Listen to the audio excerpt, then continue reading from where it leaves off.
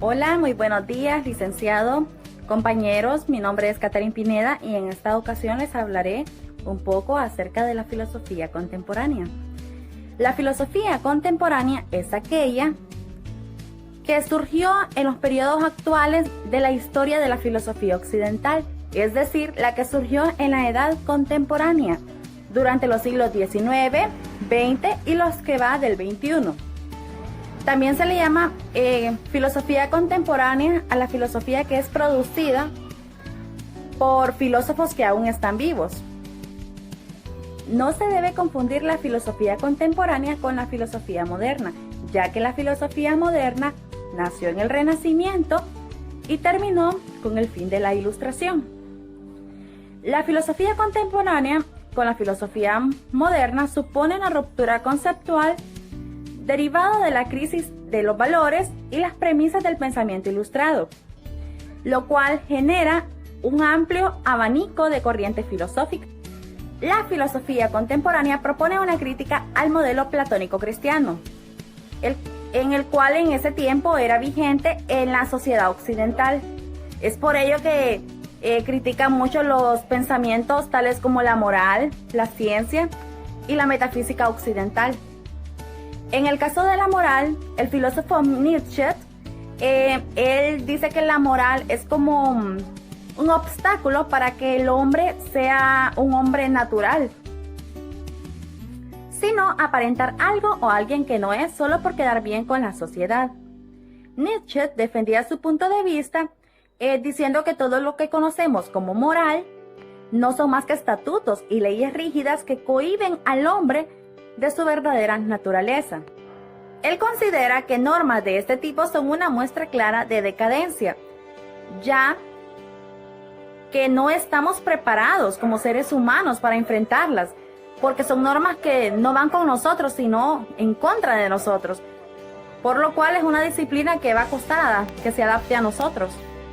También estipula que no es tan importante lo que Dios establezca, sino más bien las decisiones que el hombre tome por sí mismo. Algunas de las corrientes filosóficas que a continuación vamos a ver son el vitalismo, el marxismo, la fenomenología, el existencialismo. También veremos un poco sobre la filosofía analítica, el neopositivismo, todas ellas muy importantes y mis compañeros detallarán cada una. Ahora les hablaré acerca de tres grandes filósofos como ser Karl Heinrich Max Weber, Friedrich Nietzsche y Baruch Spinoza.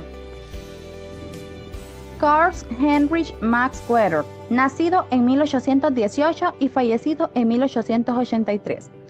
Se ha convertido ya en un tópico tradicional presentar la obra de Marx como el resultado de una triple influencia, de la filosofía hegeliana, del socialismo francés y de la economía política inglesa.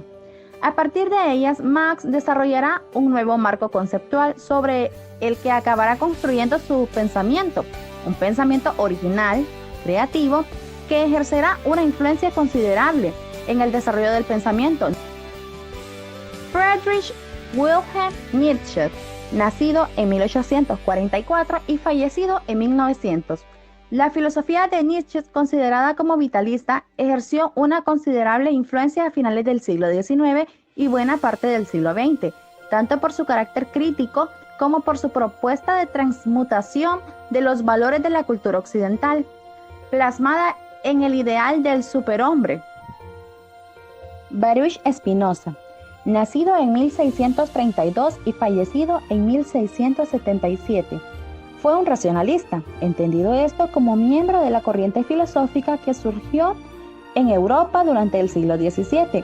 No obstante, hemos de recordar que el concepto de racionalismo es mucho más amplio, pues algunas de sus ideas y postulados estaban ya presentes en la antigua Grecia, como por ejemplo en la obra de Platón. Baruch es un racionalista radical absoluto, pues parte de la idea de que mediante la razón el ser humano es capaz de comprender la estructura del mundo que le rodea. En este esquema podemos observar las diferentes corrientes filosóficas contemporáneas, como ser el marxismo, el positivismo, el vitalismo, el existencialismo, el neopositivismo y la filosofía analítica que antes ya habíamos mencionado. En el caso del marxismo, su máximo representante es Karl Marx.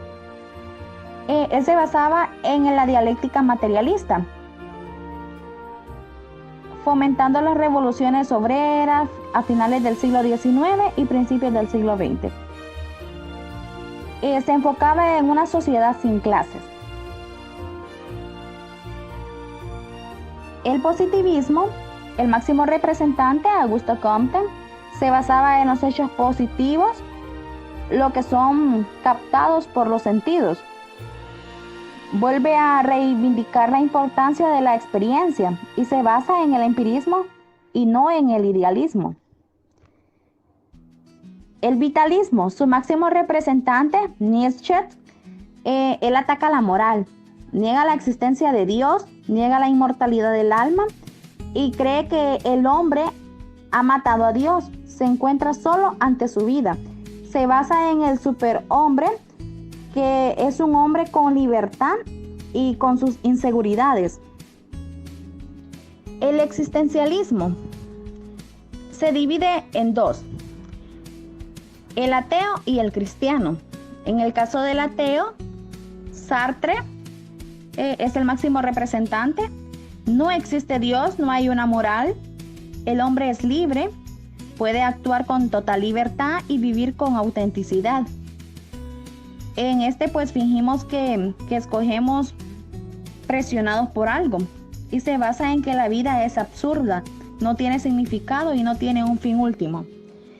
En el cristianismo, como parte de existencialismo también, el máximo representante es Kierkegaard.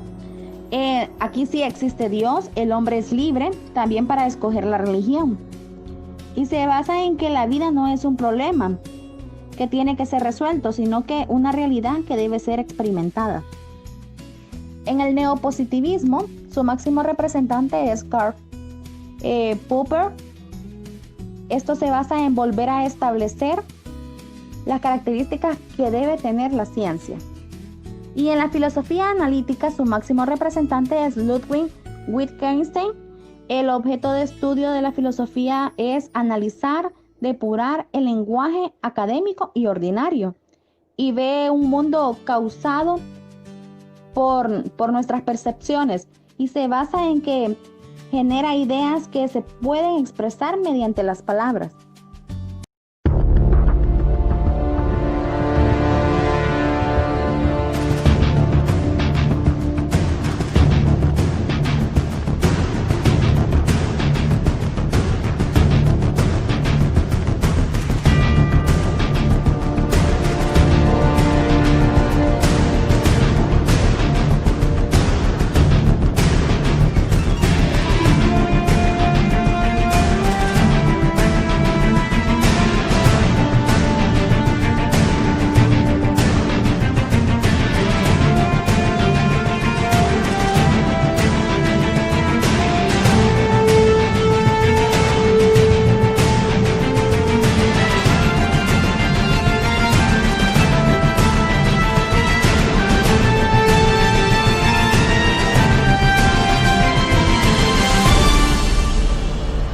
Tomando el tema de la filosofía contemporánea, yo les voy a hablar acerca de la metafísica occidental, algunos aportes, algunos pensamientos.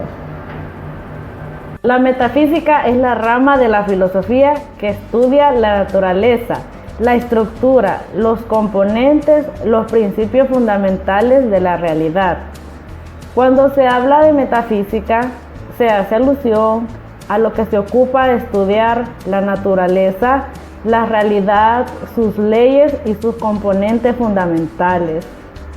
Esto implica no solo la observación de la realidad, sino también habla de la formulación de ciertos conceptos claves para pensar en lo que existencia de lo que nosotros estamos en el mundo. La metafísica también estudia el ser, la existencia, la realidad, el objeto, el sujeto, el tiempo e incluso el espacio. Su objeto de estudio es lo inmaterial, de ahí supone que quienes lo consideran que sus fundamentos escapan a la objetividad empírica. La metafísica también, por último, establece sus propias bases para interpretar el mundo, por lo que no se trata de una ciencia o de un método de observación, sino también de una forma de pensamiento. Metafísica occidental. ¿Qué es la metafísica occidental? Es muy parecida a la moral. La metafísica dice que los mandatos impuestos por un ser supremo provienen de una fuente externa a este mundo. Por lo tanto, cualquier cosa que Él nos imponga está fuera de nuestro alcance, en el sentido de lo que podamos cumplir a cabalidad, ya que Dios está fuera de esta esfera. La verdad que pudiésemos hallar en Él sería algo totalmente inaccesible, por lo que eso asegura que hay algo más en este mundo, que todos los temores que tenemos son cosas infundidas por nuestros antepasados debido a la incertidumbre de cosas como la vida y la muerte. Objetivos de la metafísica. La metafísica pregunta por los últimos fundamentos del mundo y todo lo que existe. Su objeto es lograr una comprensión teórica del mundo, de los principios últimos generales más elementales de lo que hay, porque tiene como fin conocer la verdad más a profundidad de las cosas. 3 preguntas fundamentales de la metafísica son: ¿qué es ser? ¿Qué es lo que hay? ¿Por qué hay algo y no más bien nada? La metafísica para Nietzsche tiene 2 grandes momentos. Número 1, no puede captar los momentos tal como es. Esta primera crítica para Nietzsche es incapaz de captar la realidad. Hay que entender que el ser humano intenta con su razón comprender el mundo en el que vivimos. Por ejemplo, imaginemos que estemos en una habitación y hay una pelota que se va moviendo muy rápidamente. Nosotros queremos capturar ese momento. Capturamos ese momento, examinarlo y ver el momento detenidamente que se está moviendo. Pero necesitamos nosotros paralizar la realidad. Eso es lo que intenta paralizar la realidad, porque para Nietzsche la realidad es una especie de torrente que no deja de moverse. Es una corriente exhibida de energía que está en continuo movimiento. La crítica de Nietzsche. El gran error de Platón: considerar verdadero un mundo ideal, trascendente, considerar el ser como inmutable, la realidad como estática, inventar el espíritu puro y el bien entre sí. El filósofo, dice Nietzsche, inventa un mundo. El mundo supersensible no es más que una ilusión. También despreció todo lo relacionado con el devenir, el cambio, el cuerpo, las pasiones y apetitos, los sentidos. Hace una valoración errónea de la realidad, del ser humano y de cómo vivir la vida. Se impone a una moral contranatural, moral contra la vida, que hace infeliz al ser humano. Actitud que hace que el ser humano, según Nietzsche, se vuelva dependiente de una razón superior a él mismo. Y por último, toda la cultura occidental es el resultado de un error. La ciencia no se pueden estandarizar las cosas igualándolas y quitándole su particularidad. Esto es que la filosofía contemporánea alegra. Es un error muy parecido al de la metafísica, que subestima todas las cosas por debajo de Dios. El estudio de la ciencia solo nos da a conocer la monotonía de lo que se observa en la naturaleza, un ciclo que se repite. Así que utilizar este método sería un gran error a la hora de estudiar el hombre, porque este tiene una personalidad compuesta de deseos, de sueños, de sentimientos, de lo cual lo convierte en un ser impredecible. En conclusión de la metafísica y la ciencia, como una negación metafísica. Esta negación metafísica puntualmente está dirigida al cristianismo y también al pensamiento ante todo hegeliano.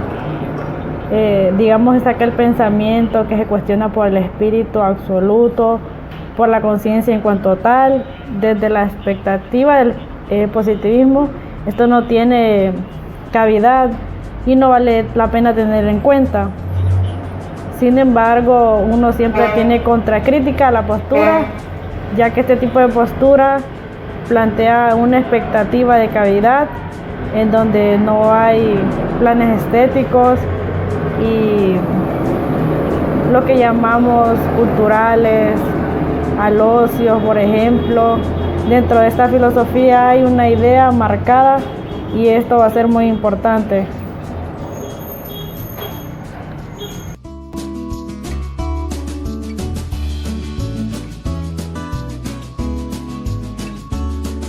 Buenos días, mi nombre es Elvira Quiroz y hoy les hablaré de lo que son los principales momentos de la filosofía contemporánea.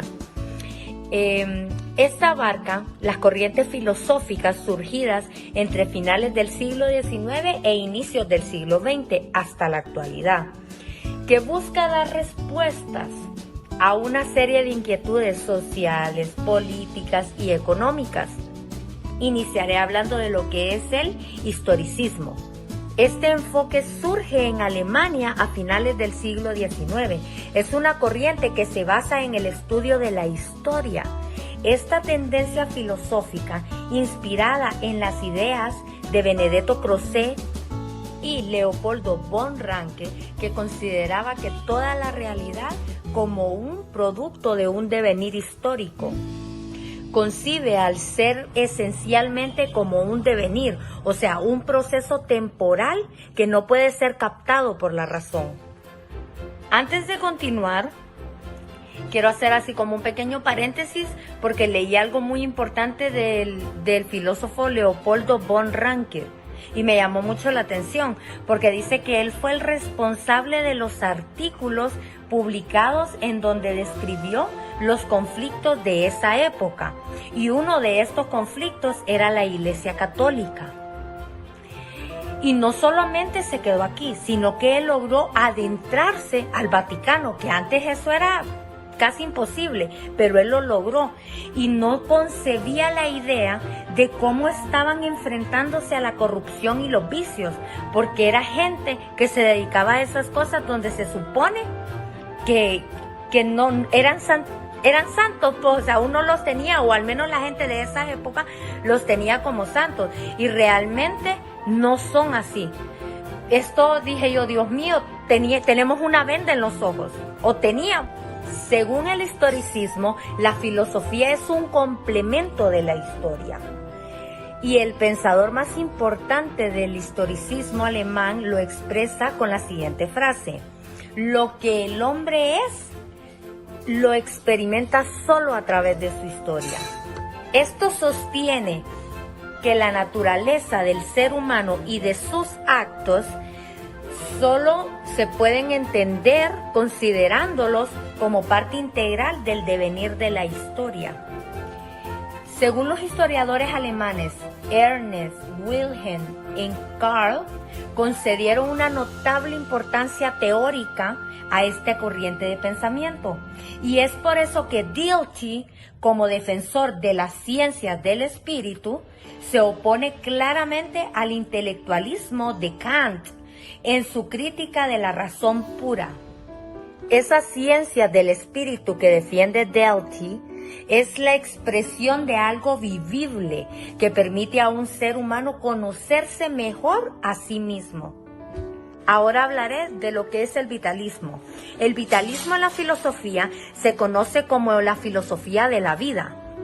Para el vitalismo filosófico, la vida humana es vista como un proceso y como tal no puede ser reducida al comportamiento mecánico o al mero racionalismo.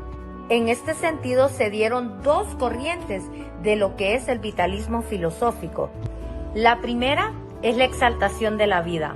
¿Y qué busca esto? Busca explicar todas las funciones de los seres vivos. Así de sencillo, compañeros. Y la segunda corriente sobresale el conjunto de experiencias humanas que una persona acumula a lo largo de su vida.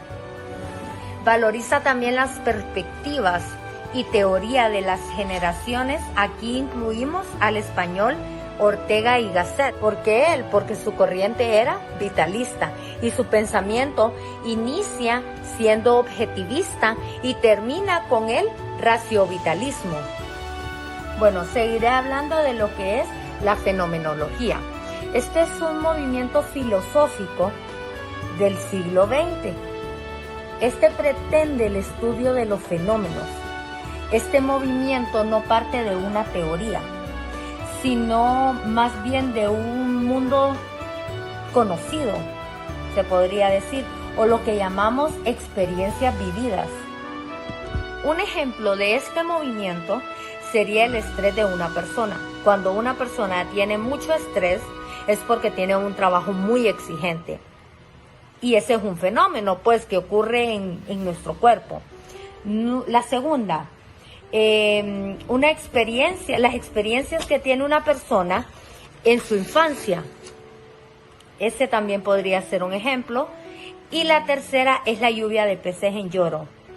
Con este ejemplo, vaya, según lo que yo pude leer y lo que he escuchado, las personas que han estado en el lugar cuando ocurre esto, dice que de la nada, o sea, se pone nublado el cielo, empieza a relampaguear, están esos aires fuertes y de la nada, viene un poco de agua como de 2-3 horas.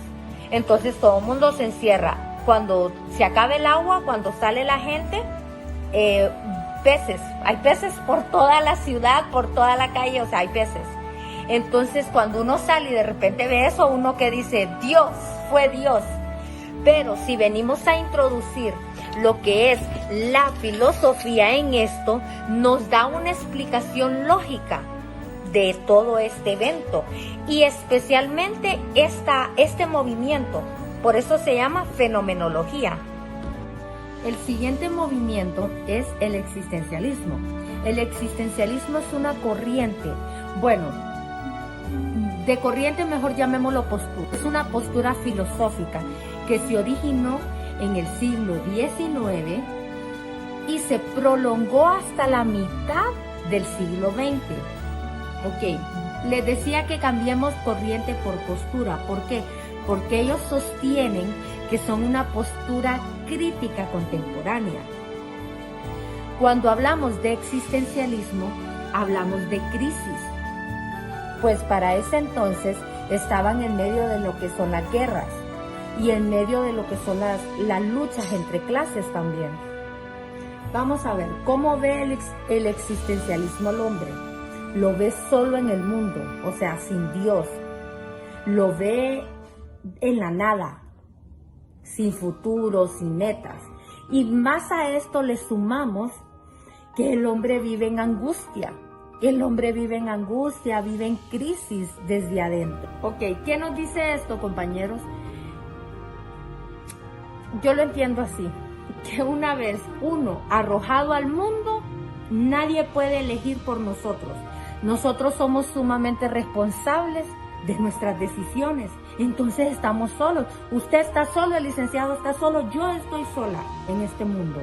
Entonces, para concluir un poco lo del inicio, vamos a ver, los existencialistas, que así se denomina a las personas que se unen a esta postura, tienen una mirada desencantada con el ser humano y con el mundo. Ya no le tienen amor porque se dan cuenta de que uno está solo en este mundo. Desde la perspectiva existencialista hay que entender también que el mundo se construye a partir de la acción de la singularidad. ¿Qué significa esto? Que el hombre está en un mundo en el cual si actúa. Y claro está, ¿dónde se actúa?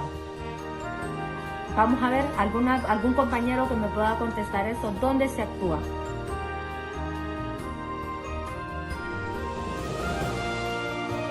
Se actúa en lo social.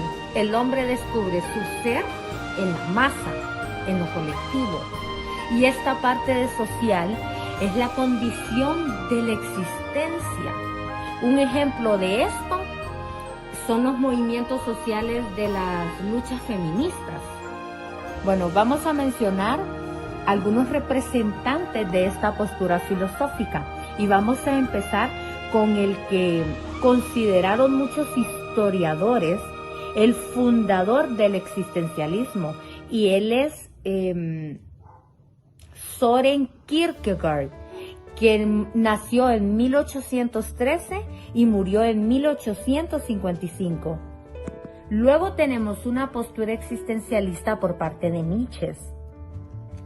Y encontramos que ya entrando al siglo XX a Martin Heidegger, que nace en 1889. Y por último vamos a tener a Jean-Paul Sartre, que nace en 1905. Haré un poco de lo que es Jean-Paul Sartre. Él es un filósofo existencialista. Les cuento que nació en París en 1905, como ya les había comentado. Desde joven estudió filosofía, pero hubo un hecho que cambió por completo su pensamiento. Lamentablemente a él le tocó vivir lo de la Segunda Guerra Mundial, y esto fue cuando los nazis invadieron a Francia y lo tuvieron preso 1 año. Él se convirtió en un pensador militante y revolucionario. En 1946, la obra más importante de él salió al mundo y llevaba el nombre del existencialismo es un humanismo. Ok, preguntémonos, compañeros, para Sartre, ¿qué significa el hecho que el hombre y la existencia preceden a la esencia? Recordemos que él no va a afirmar que la esencia precede a la existencia, jamás, sino que la existencia precede a la esencia, es decir, todo lo contrario. Él va a decir todo lo contrario. Y esto va a significar que el hombre empieza primero por existir. También tenemos que tener un punto importante de Sartre, que él era ateo, él no creía en Dios. Entonces, él va a decir que el hombre empieza por existir, surge en el mundo, en este mundo desencantado, y luego se define. Vamos a ver, aquí vemos claramente cómo la existencia precede la esencia. Es como decir, yo tengo una mesa, pero antes de obtener una mesa, yo la fabricara y la definiera como una mesa. Entonces, esto nos lleva a una conclusión. Vamos a ver, podemos concluir, no hay naturaleza humana. ¿Por qué? Porque no hay un Dios para concebirla. Entonces Sartre dice, el hombre no es otra cosa que lo que él hace.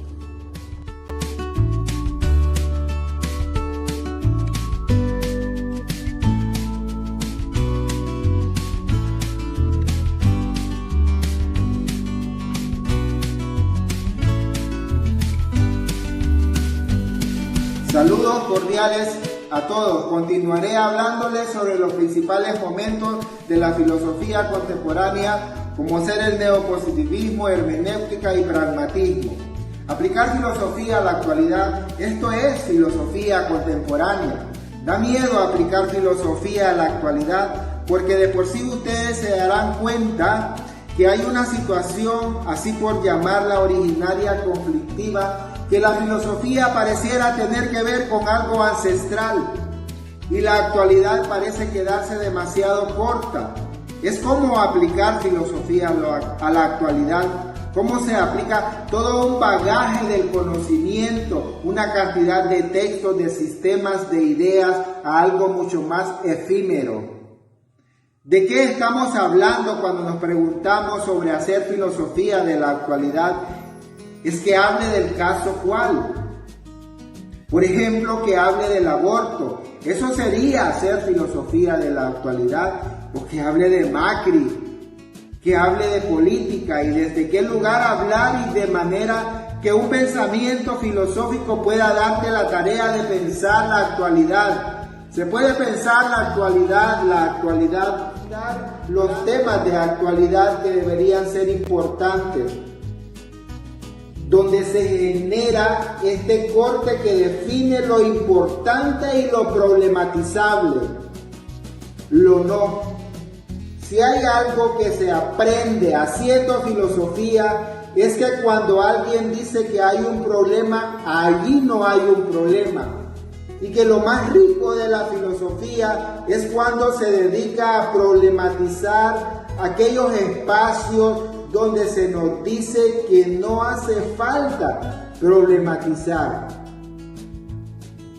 Rorty, filósofo norteamericano, decía: hacer filosofía es rascarse donde no pica. Parece buena la frase para decirla desde la filosofía a alguien que viene extrañadamente a entender qué es filosofía. Y se pregunta qué hacen los filósofos y se les dice rascarse donde no pica.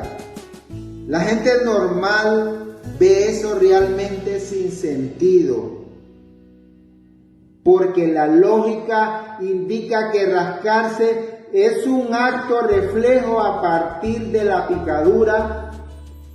Pica, por lo tanto me rasco. Si no pica, no tiene sentido rascarse. Rascarse donde no pica es como darle un beso a nadie. Es casi una anomalía. La filosofía siempre te reconcilia con esa razón de angustia o dolencia existencial que marca lo ilógico, lo absurdo de haber nacido y de ausencia.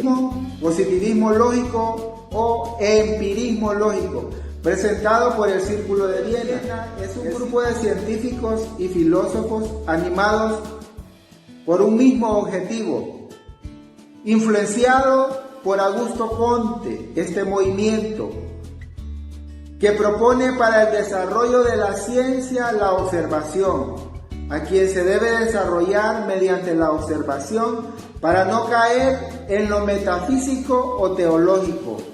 Solo se puede estudiar los fenómenos, mas no la sustancia o esencia de las cosas, pues esto haría que caigamos en lo metafísico.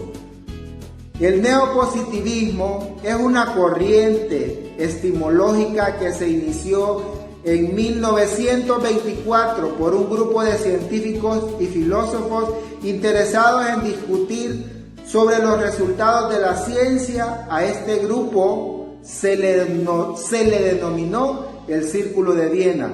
Su fundador fue el filósofo alemán Moritz Schlick. Hablemos ahora de otro representante del neopositivismo, Wilhelm Day, considerado que la filosofía no es una doctrina, sino que es una actividad esclarecedora del lenguaje y propone el método inductivo. Se basa en la observación de hechos particulares para luego dar una conclusión general. Este enunciado general es llamado proposición, pues se basa en los hechos del mundo, que tienen como base la experiencia, de ahí que pueden ser verdaderos o falsos, surgiendo con estos el método del conocimiento. La ciencia avanza inductivamente y sus aseveraciones generales tienen justificación en los hechos particulares. Es decir, para los neopositivistas, un enunciado es proposición científica si es posible determinar de algún modo la manera de ser contrastada por medio de la experiencia sensible. Dicho de otro modo, se considera como procedimiento para la investigación científica. El método inductivo, dado que se parte de la experiencia que puede repetirse tantas veces sea necesario, los datos cuantitativos obtenidos mediante la experimentación son sujetos a análisis mediante la lógica formal. El científica contemplaba la idea de una ciencia unificada. Todo en la ciencia debe de usar un solo principio de verificación para determinar si un enunciado tiene sentido o no, así como un solo método que es el inductivo. Conocimiento científico es un conjunto de proporciones posibles de ser verificadas en la realidad, pues no solo el científico puede verificar dichos enunciados, sino cualquier hombre que desee confirmarlos o verificarlos. Los neopositivistas también se refieren a la metafísica que no es verificable. Sus enunciados no pueden ser verificados en la realidad. Por ello, no pueden ser científicos, sino pseudocientíficos o pseudoproporciones. En sentido, sus enunciados no pueden ser ni verdaderos ni falsos, pues no se refieren a los hechos del mundo, ya que no describen los hechos de la realidad. Por ello, no pueden ser verificados. Los enunciados metafísicos son llamados pseudoproposiciones, y dentro de la metafísica están los enunciados de la filosofía. Debe ser rechazada, no describe los hechos del mundo. No es verdadera ni falsa, ya que no puede ser verificada. Por ello no puede servir a la ciencia. El científico, al investigar, es neutral e imparcial. Según esta corriente etimológica, el científico es objetivo en su investigación. Hermenéutica. La hermenéutica es el arte de interpretar, traducir o explicar textos, particularmente textos sagrados. Surgió en los siglos XVII y XVIII. Está relacionado con Hermes, que en la metodología griega era el mensajero de los dioses y transmitía e interpretaba los mensajes divinos dirigidos a los hombres. La hermenéutica se ratifica en varias formas, tipo filológico, que se divide en tres: alegórico, moral y el anagógico. El jurídico tiene como fin la interpretación de textos como claros, entre ellos los mandados de las normas jurídicas. Y por último está el romanticismo, que tomó paso sujeto a los cuentos adivinatorios. Las características de la hermenéutica son parte de que el ser humano por naturaleza es interpretativo. El círculo hermenéutico es infinito, no existe verdad, sino que la hermenéutica dice su verdad.